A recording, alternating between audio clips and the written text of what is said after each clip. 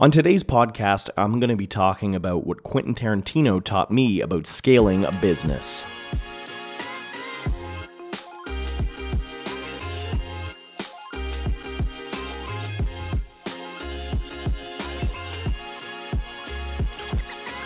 One thing that I've been thinking a lot as I work on Proposify and build the company is the difference a founder needs to have in mindset between when they're in startup mode and when they're in scale-up mode.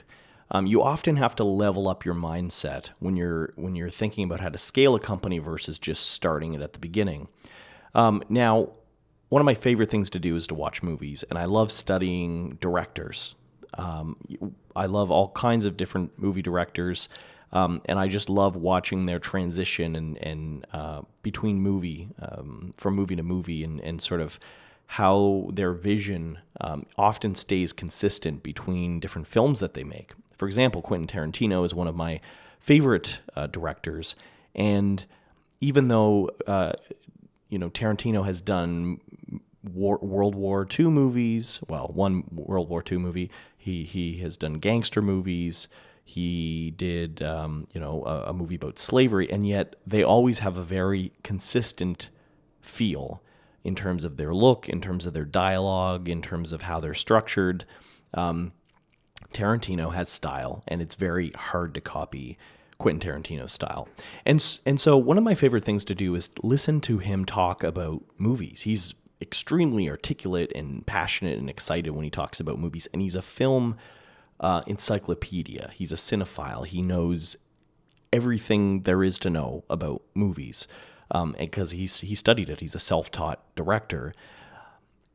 And you'll often see references, these very obscure references in his movies that he just kind of adds in there that most people won't notice, but anybody who does notice, they see it, and he'll talk about these things when he talks about movies.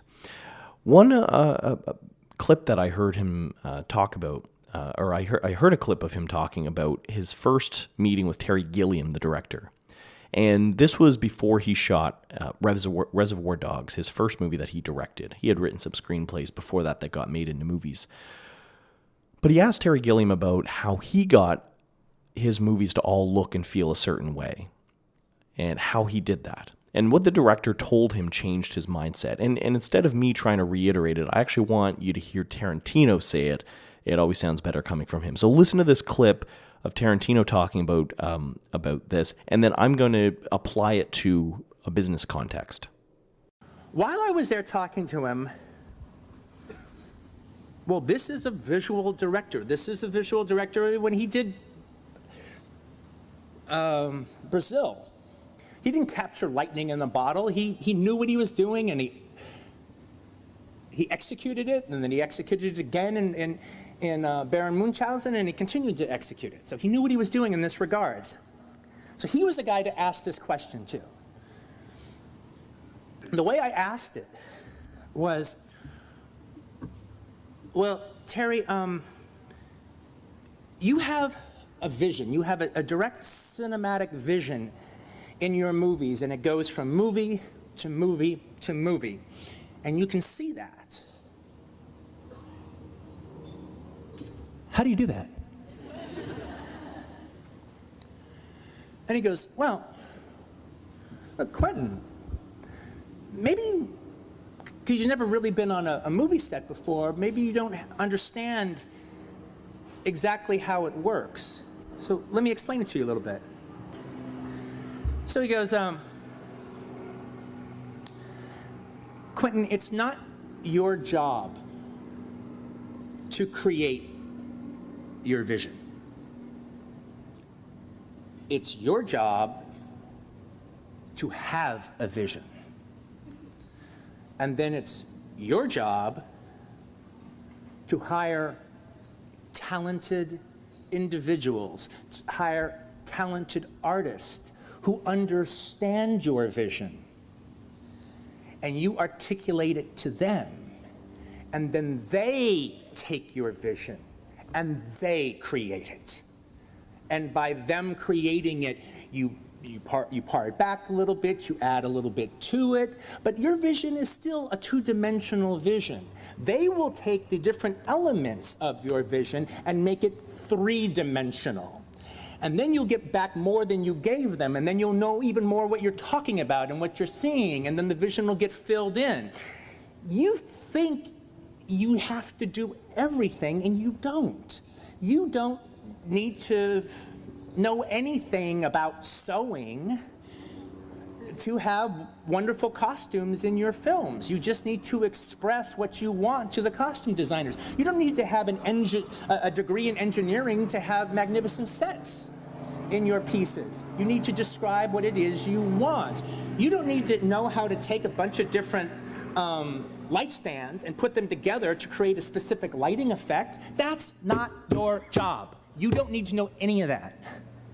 What you need to know is you need to have a vision and you need to know how to express it. And then you let the other people take it and do it for you. That is what a director does. I can't tell you how that sword of Damocles that hung over my head from the moment that I started to try to really seriously consider being a filmmaker, how daunting it was. And because I didn't go to film school or anything, it was like there was always this argument that I always have in myself. Is this real or am I just being a dreamer? And the fact that I didn't know how to do those different things always put me in the debate amongst myself, dreamer or artist. That was always ammunition for the dreamer side of the debate. And in one answer like that, that sort of Damocles went away. Because I did have a vision, I did know what I want, and I could describe it. That I could do, I can describe it, I can talk about it. That is what I know I can do. And pretty much since then, that's what I did. And that is how, if you think my films have a certain look or a certain aesthetic, that is how I've created it. I've worked with very talented people and described to them ad nauseum, through both my descriptions and through cinematic examples and through comic books and through all kinds of different other little multimedia things that I like to evoke. That's how I've gotten it across. I just love listening to Quentin Tarantino talk about making movies, and I really enjoyed this clip of him talking about what Terry Gilliam taught him about making movies. And when I listened to this, I thought that it's very similar to when you're the CEO of a company. At the beginning of a startup, when you're starting a company, you're kind of like probably what Tarantino felt like of an amateur. You're just trying to get an idea off the ground, and you'll do whatever it takes to make that happen. If you don't know how to design product, you'll do your best. You'll hack it together. If you're not really a marketer or a salesperson, you'll read some blogs and you'll figure it out. And you basically have to wear all the hats as if you were making an independent movie with no budget, and you couldn't hire anybody. You have to do it all. But then something happens when you start to scale and you start to hit product market fit. Your company grows, and now you have money. Maybe you raise some money, and you now have the budget to start hiring people. So you automatically try to find the people who do much better. They can do a much better job than you could at a certain thing. So if you're really weak in marketing, you hire a really good marketer to work with. Or you're really bad at if you're just a hack of a coder, you hire a seasoned developer to work on your product and make it better. If you don't know how to build a sales team or create a repeatable sales system or process, you hire a VP of sales, and that's what they do. And so eventually you have a full leadership team. You have people who are experts at what they do, and their job is to hire a team of experts under them, or a team of juniors and intermediates and so on. People who are in the trenches doing the work. And then, something happens, and it happened to me various times over the length of Proposify, is that I was so used to the startup grind of having to wear all the hats. I knew that I needed to delegate, and that's why we have been hiring for the last couple of years. I knew that's the way to build a big company and be able to serve, thousands upon thousands of customers and create a great product and target the right people with it. Like I knew that to achieve my personal goals and the company's goals, that hiring was a necessity. And actually I began to embrace it. And I think that maybe my personality type is that I enjoy coming up with the ideas, but I don't like to implement them. I have a short attention span, and when it comes to designing things or really getting into the guts of how something works, I get a certain ways deep, and then I sort of lose interest because it's not fun now. I like the dreaming stuff. I kind of realize that about myself is I'm more of a visionary CEO. That sounds a little pretentious to say, but if you follow Gino Wickman's Traction, he usually talks about two co-founders. One is the visionary and one is the implementer. And I realize that I really like to come up with ideas, and I like to look ahead and see where we'll be in a year.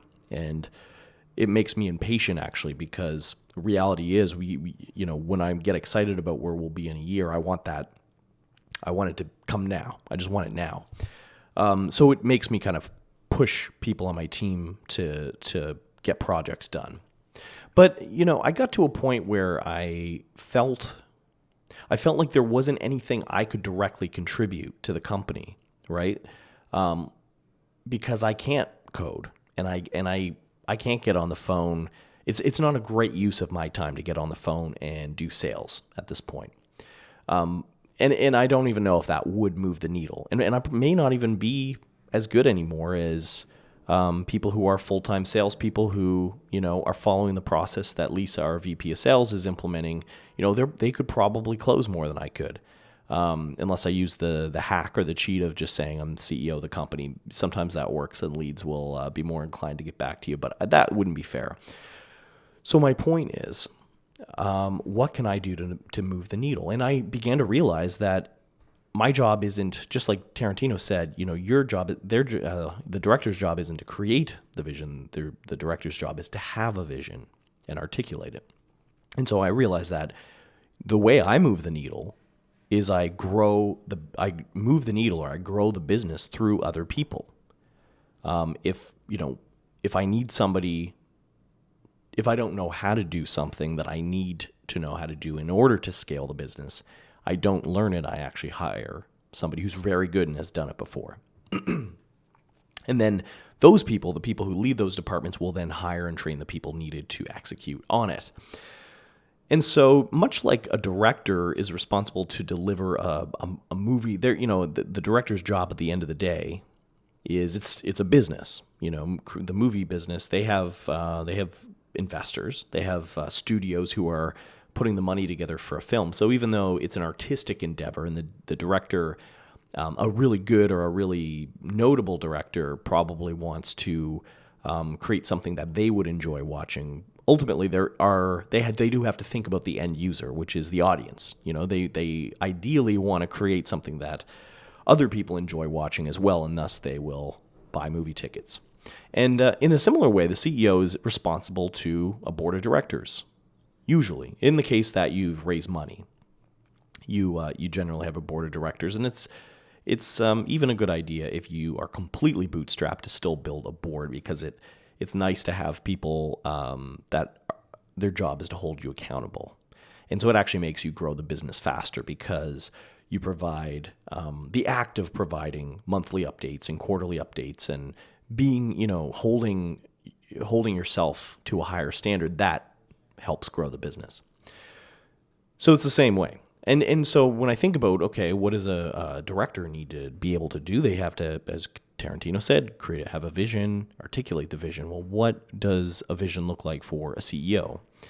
Decisions CEOs need to make are, the problem you're solving, the core values of the company, how many people you're going to hire. Do you raise money or do you stay bootstrapped? When do you raise money if you decide? What are the goals for the quarter, for the year, for the next 5 years? Do we go public? Do we get acquired? Do we downsize? Do we create additional products, or do we add on services? Do we try to go after a new industry? Do we partner with this particular company? Do we move up market in who we try to go after, or do we actually sell down to, B2B and consumers, or do we try to go enterprise? These are all decisions that the head of a company needs to make. And as the company grows, those decisions become more important and they become more critical to hitting your growth numbers. But then once you know what the goals are, the job of a business owner really is to inspire their leadership team and get them pumped and get them excited to make those goals and those dreams a reality. And so then your job as the business owner becomes more holding your leadership team accountable for hitting their goals and giving them what they need to hit those goals.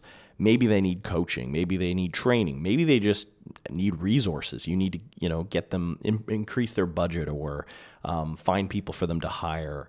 Or maybe, you can bounce ideas around or, whatever it is they need to grow the company and hit their goals, you need to give it to them. And you need to hold them accountable if they don't hit their goals, right? And if they aren't executing your vision, then it's up to you to make that hard choice of whether or not you replace them with somebody else. And so, the job of a CEO, the job of a founder becomes more so about communicating your vision to the company.